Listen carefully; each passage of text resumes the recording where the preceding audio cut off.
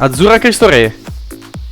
I giallorossi sono chiamati a ripetere la bella prestazione che ha portato i 3 punti contro la Montebaldo. Gli azzurri invece devono riscattarsi dal pareggio contro l'Aldeno. Chi riuscirà a vincere questa partita?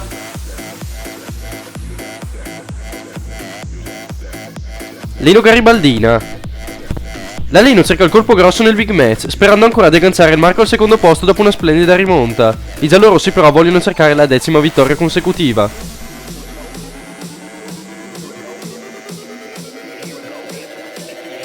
Marco Spormaggiore.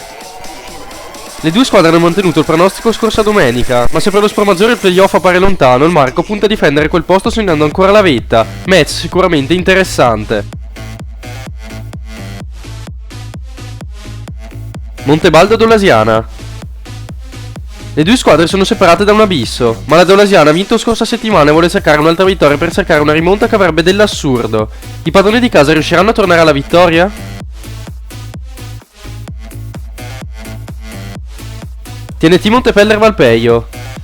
Sicuramente non è un buon momento per le due squadre, ma la TNT vuole vincere per lasciarsi a distanza la zona calda, mentre il Valpeio è a 7 punti dai playout. Partita assolutamente in bilico.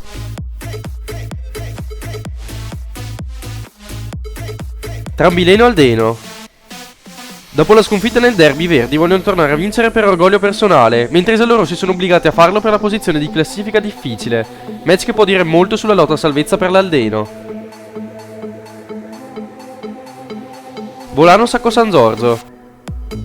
Le due squadre non hanno più nulla da chiedere a questo campionato, ma vincere non fa mai male. Questa settimana il Volano vuole vincere per mantenere le posizioni nobili della classifica.